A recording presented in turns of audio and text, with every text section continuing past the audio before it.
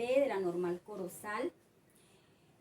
Nuestro grupo está conformado por Yulisa Ariza, Dayana Huete Fajardo, El Caballero Beltrán, Lowell Morales, Leivis Rocha Puerta y mi persona, Diana Martínez.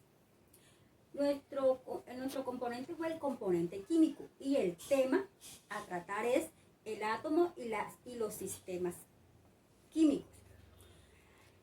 Para tratar este tema primero tenemos que hablar de la química y estructura atómica.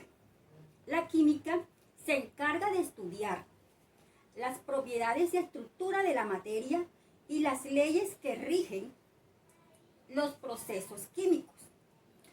La fisioquímica se interesa por la estructura de la materia y los cambios energéticos en los procesos químicos fundamentales en las leyes y teorías existentes para explicar la transformación de la materia.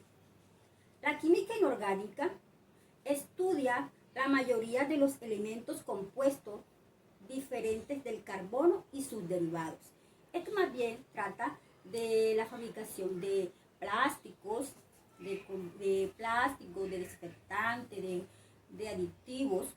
La química orgánica se encarga del estudio de los elementos carbono y los compuestos que éste forma con otros elementos. Ejemplos, el aluminio, el metal. La química analítica, como su nombre lo dice, analizar, considera la base experimental de la química, identificar y determinar la estructura y composición de la materia. Los componentes comprenden esto, el análisis cualitativo y el análisis cuantitativo. El análisis cualitativo identifica los componentes, elementos o compuestos de una porción de materia con base en sus propiedades físicas. El análisis cuantitativo determina la cantidad precisa de cada uno de los componentes de una muestra de cualquier sustancia. La bioquímica se encarga del estudio de la transformación que se efectúa en los seres vivos, o sea, la transformación de cada ser vivo. La química nuclear estudia la estructura íntima de la materia y la actividad química de los átomos. La química farmacéutica encargada de los estudios y diseño del desarrollo molecular y con la biología y formamos el propósito de explicar tratamientos terapéuticos y medicinales. Estructura atómica. La estructura atómica,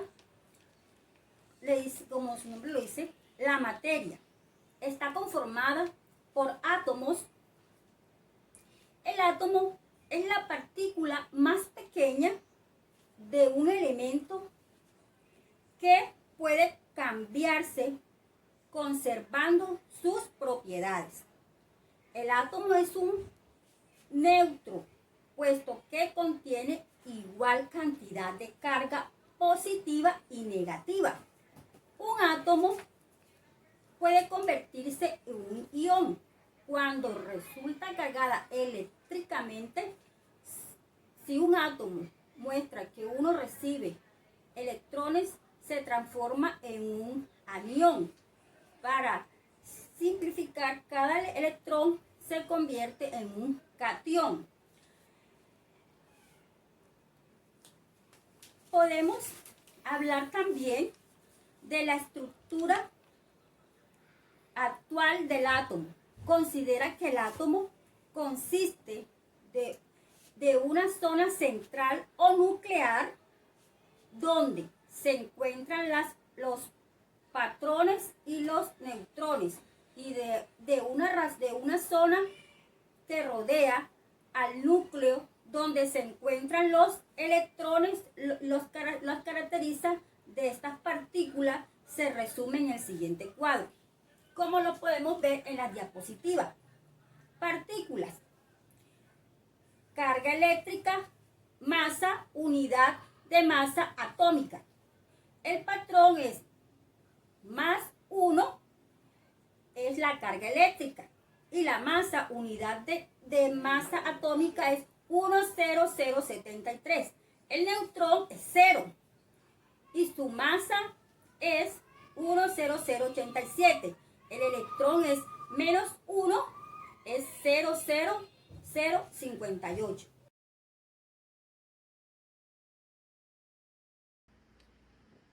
Vamos a hablar de la teoría atómica de Leucipo y Demócrito. La diversidad de teorías y modelos atómicos constituye la historia del concepto de átomos. La teoría atómica promulgada por Leucipo y Demócrito en el siglo IV a.C. afirma que los átomos son eternos e invisibles. Son partículas sin división, con pesos, formas y tamaños diferentes.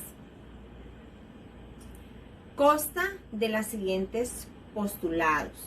Los elementos están constituidos por átomos, partículas básicas de la materia. Los átomos son partículas indivisibles y no se crean ni se destruyen. Los átomos se forman un mismo elemento, son iguales entre sí, por lo que tienen la misma forma y tamaño, y sus características químicas son idénticas. Los átomos de diferentes elementos se cambian entre sí en relación numéricas enteras y sencillas para formar compuestos.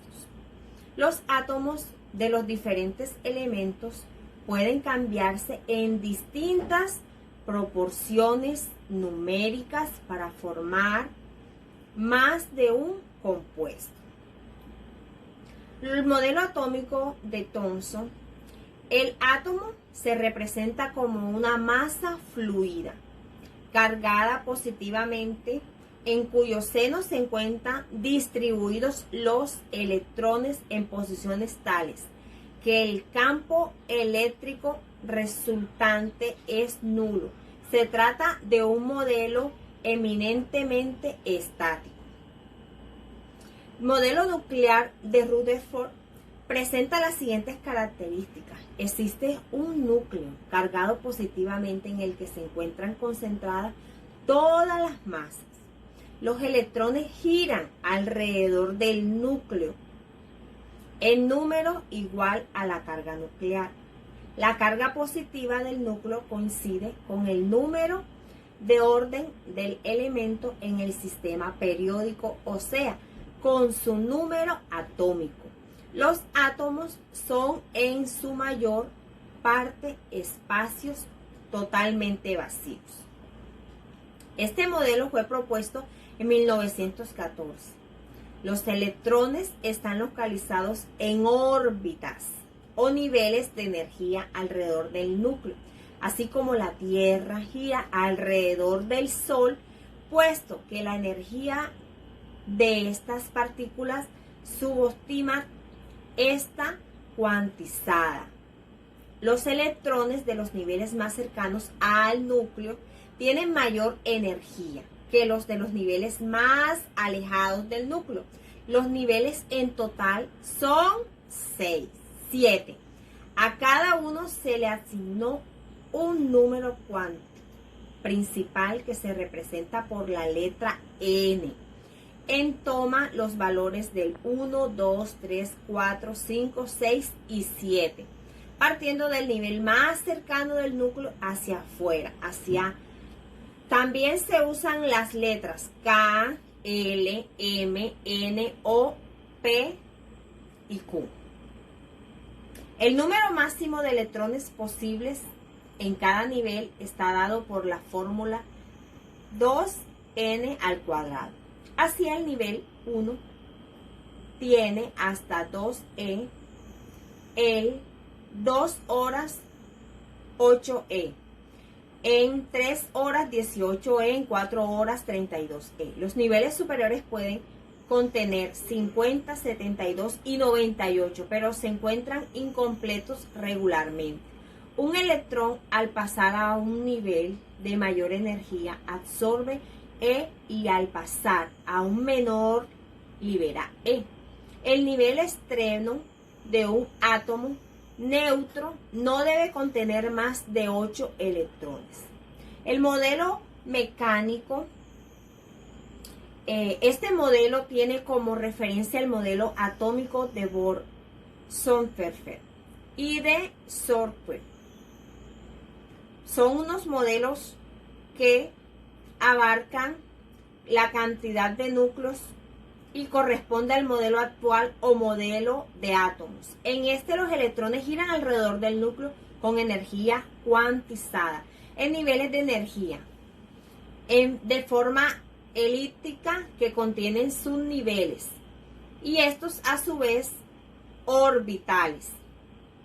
El núcleo está rodeado por nubes electrónicas que de acuerdo a su forma le dan la forma al átomo.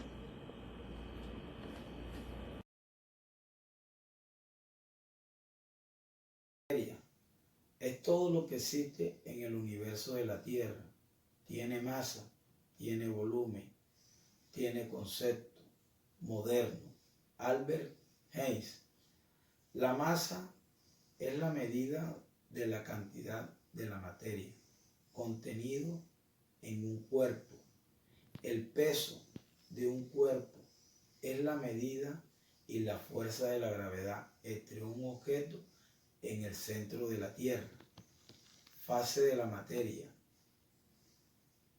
Se representa los siguientes estados. Sólido. Su fuerza de cohesión, intensidad son mayores que la repulsión de su superficie intermolecular. Sus objetos residuos se difunden muy lentamente, se dejan comprimir fácilmente, conservan su forma y su volumen. Fase líquida.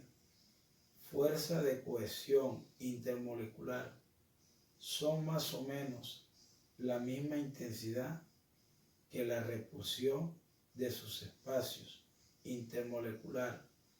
Son un poco más grandes que los sólidos. No se dejan comprimir fácilmente. Se difunden lentamente. Reposo en su superficie horizontal. Conservan el volumen, pero no su forma. Fase gaseosa. Su fuerza de cohesión intermolecular son iguales en su expresión intermolecular. Son grandes comparados con los líquidos sólidos. Se difunden parcialmente. Se dejan comprimir fácilmente. Cambian el volumen y su forma. Fase plasma. Son gases ionizados sometidos a altas temperaturas.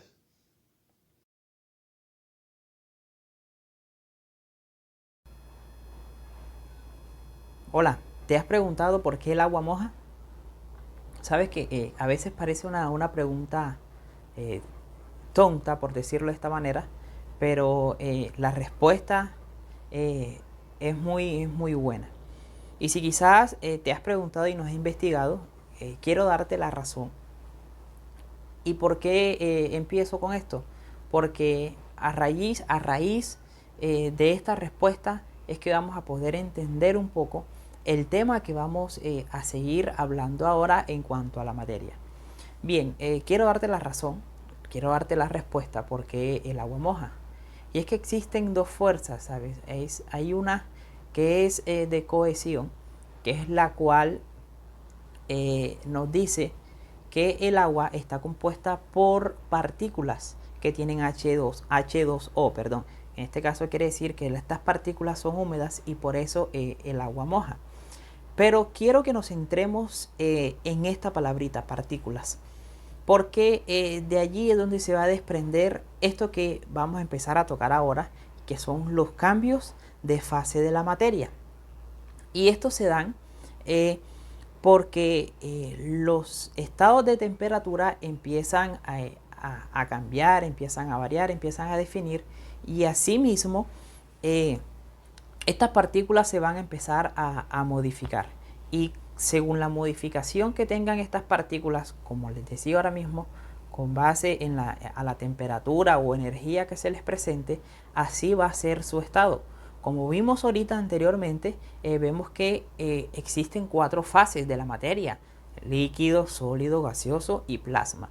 Entonces, pero existen unos cambios que permiten que la materia, en este caso, pueda pasar de líquido a sólido, de sólido a gaseoso, y así podemos jugar con cada uno de ellos. Entonces déjame mostrarte cuáles son estos cambios de fase de la materia. Tenemos 5. Entonces, como lo podemos ver aquí en la imagen, está fusión, solidificación, vaporización, condensación y sublimación. Entonces déjame explicarte un poco cada uno de estas fases. Y empezamos con la fusión. Entonces sí, dice que la fusión es el cambio de materia o de un estado donde la materia en este caso está en estado sólido. Y recordemos la palabrita que les decía ahorita en cuanto a las partículas. Cuando la materia está en estado sólido, estas partículas están compactas. Están muy pegaditas, tanto así que estas partículas no se pueden mover. Pero para hacer el cambio de sólido a líquido, podemos verlo como está en la imagen, que simplemente nosotros podemos sacar ese estado sólido a temperatura ambiente y ella va a empezar a modificarse. Pero si este proceso queremos acelerarlo, podemos incluso meter esos cubos de hielo, como vemos en la imagen, en una olla, y así ellos van a pasar en estado líquido. ¿Pero por qué pasan en estado líquido? Porque en este cambio las partículas empiezan a soltarse un poco. Ojo, recuerden, cuando el estado, la materia está sólida, las partículas están compactas, y cuando ellas empiezan a soltarse un poco, allí empieza a cambiar este estado, empieza a cambiar la fase y empieza a estar empieza a estar líquida. Entonces a este cambio de sólido a líquido le llamamos fusión. Sigamos avanzando. Encontramos que después viene la solidificación. ¿Y en qué consiste este? Prácticamente es el proceso inverso del que vimos anteriormente. Lo pasamos de sólido a líquido. En la solidificación lo pasamos de líquido a sólido, y entonces aquí empieza a pasar a ocurrir lo mismo que ocurrió con las partículas, pero en caso inverso. O sea, si las partículas están un poco sueltas aquí en este caso, al nosotros tener la materia líquida y empezamos, como vemos en la imagen, que las metemos, el líquido lo metemos en un enfriador, en un congelador, estas van a empezar a congelarse. Y esto se da porque las partículas vuelven otra vez a estar compactas, y así encontramos que al final vamos a encontrar la materia en estado sólido. Seguimos avanzando y viene la vaporización. Y este proceso consiste en el cambio o la fase de la materia va a estar en líquido y va a pasar a gaseoso. Poniendo un ejemplo de lo común, de lo que hacemos nosotros podemos coger una olla con agua y la pasamos a la estufa. Igual ahí mismo está en la imagen. Y si nosotros dejamos determinado tiempo esta agua hirviendo, va a empezar a botar un vapor, como le decimos nosotros, que en realidad ya es el cambio de la fase de líquido a gaseoso. Ese humo, ese vapor que nosotros vemos es agua, pero convertida en gas. ¿Y a qué se debe esto? También volvemos. Recuerden que todas estas fases se dan por los movimientos de las partículas. Entonces, las partículas aquí en este caso, ellas cuando están en estado líquido, les decía ahorita que están un poquito sueltas. cuando pasan a estado gaseoso, ellas tienen más espacio, tienen más libertad y se empiezan a mover. Y ese movimiento es el que hace que la materia se convierta en estado gaseoso. Ahora vamos a hablar un poco en cuanto a la condensación, y es pasar del estado gaseoso, de ese vapor que decíamos ahorita, que veíamos ahorita, a un estado líquido. Un ejemplo que nosotros, si seguimos la línea del agua con la olla, esto me recordaba, ¿sabe? Cuando nuestras mamás o incluso a veces nosotros cocinamos. Entonces, si nosotros ponemos a hacer arroz, recuerden que el arroz, cuando lo echamos, lo dejamos destapado a llama media, un poco alta, esperar hasta que se seque. Cuando ya el arroz ha secado, que nosotros bajamos la llama, volteamos y tapamos, allí empieza a haber un cambio de la materia, porque incluso recuerden que también se prepara con agua, y cuando ya ustedes al finalizar vuelven a quitar esa tapa, empieza a ver que de la tapa hay cierta destilación de agua, hay sudor de agua. ¿Esto a qué se da? A que cuando el agua está en estado gaseoso, la materia está en estado gaseoso y toca una superficie fría, esta empieza a convertirse en líquido. O sea, las partículas que estaban bastante abiertas empiezan a cerrarse un poco y tienen poco espacio para moverse, y por eso se convierte otra vez a líquido. Incluso podemos ver quizás un ejemplo más a fondo, y es en la desalinización del agua. Por ejemplo, cuando hay un proceso, uno de los procesos es que pasan el agua salada por cierto procedimiento donde inicia que esta agua primero la ponen a hervir a temperaturas bastante altas para que ésta pase a estado gaseoso.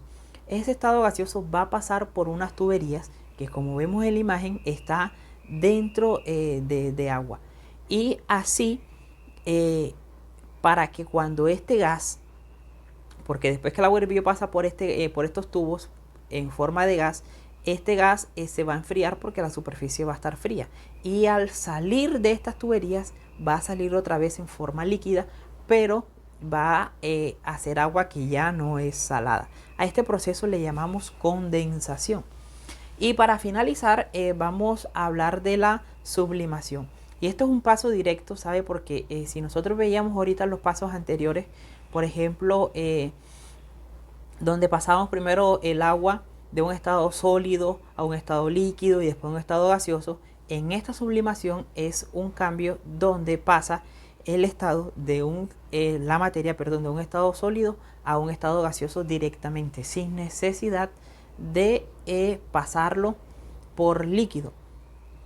Eso nosotros podemos verlo en el dióxido de carbono, por ejemplo, en el CO2, que él, por lo general, está como gas, y si nosotros la pasamos hacemos un cambio de su superficie, por ejemplo, si empezamos a enfriarla de una manera, esta empieza a convertirse en hielo seco. Entonces este cambio es enseguida de gas a estado sólido. Y también asimismo podemos nosotros hacer el cambio de estado sólido a gas, que algunos le llaman sublimación inversa. Entonces es sencillo, cogemos el hielo seco, y si ustedes sacan el hielo seco y lo pone a una temperatura ambiente, enseguida va a volver, la materia va a volver a su forma natural, que es en estado gaseoso.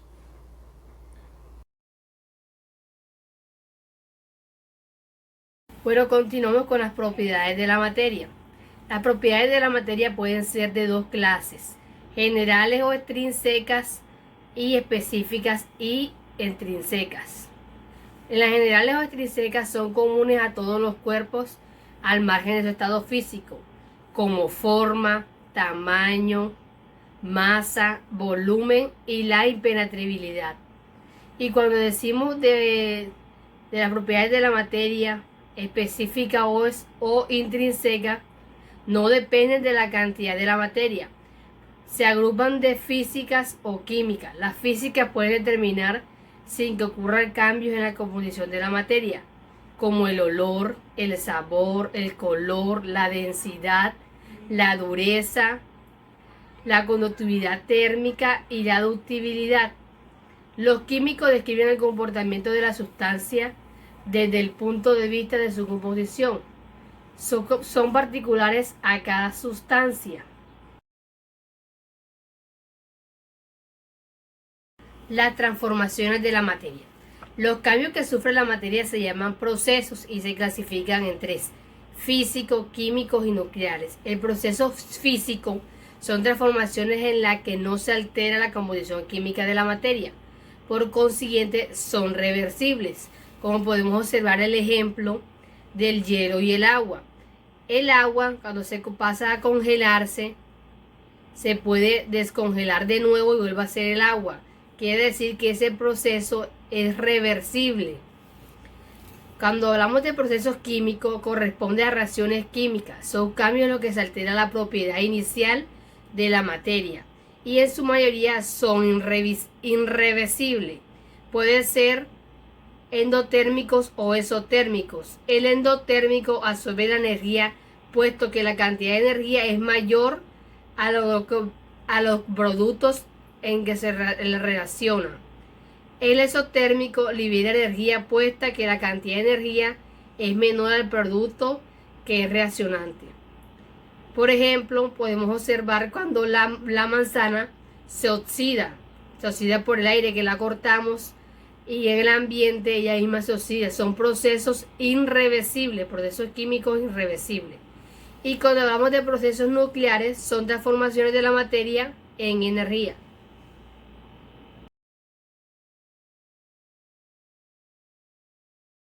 Clasificación de la materia. La materia se clasifica en sustancias puras. Las mezclas y las sustancias puras son elementos compuestos. Las mezclas pueden ser homogéneas o heterogéneas. La sustancia pura es un sistema homogéneo cuya composición uniforme y sus propiedades iguales en todas sus masas. Sus componentes no pueden separar mediante procesos físicos. Cuando cambian de estado, su temperatura permanece constante. Clasificación de la materia. Tenemos dos. Uno que es elemento y el otro que es compuesto. El elemento es la unidad básica de la materia o parte más sencilla de una sustancia pura formada por una sola clase de átomos.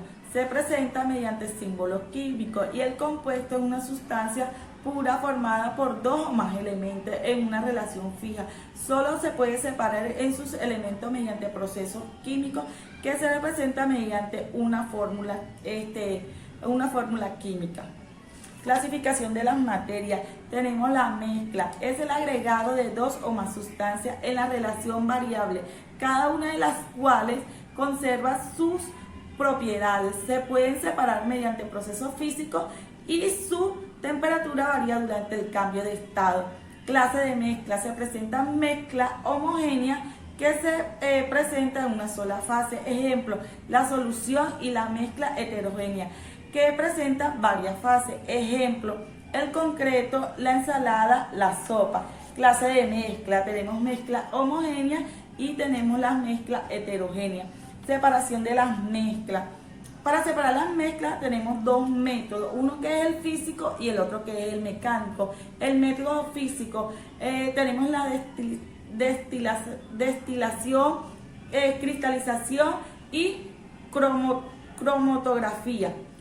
Métodos mecánicos, tenemos decantación, filtración, tamizado y magnetismo. Destilación. La destilación se basa en el punto de ebullición de la sustancia. Se emplea para separar las soluciones líquidas y purificar los líquidos. Cristalización. La cristalización es una operación unitaria, transferencia de materia y energía en la que se produce la formación de un sólido. Disolución. En el método de la disolución interviene la naturaleza, el soluto y el solvente. La superficie de contacto puede darse por lisivación, extracción, maceración y decocción. Decatación. Al efectuar la decatación se tiene en cuenta la densidad de la sustancia. Sirve para separar los sólidos y los líquidos o líquidos inmiscibles. Separación de las mezclas. Al efectuar una filtración se requiere un filtro poroso, sirve para separar sólidos insolubles en el líquido. La filtración es un método de separación física utilizada para separar los sólidos a partir del fluido líquido o gases. Tamizado. El tamizado es necesario tener presente el tamaño de las partículas. Se emplea para separar sólidos pulverizados o soluciones granulares. Magnetismo. El magnetismo se emplea propiedades magnéticas de una sustancia separada mediante un imán. Sistema donde la fase tiene propiedades magnéticas, es decir, es empleado para separar mezcla donde uno de los componentes es metálico. Muchas gracias.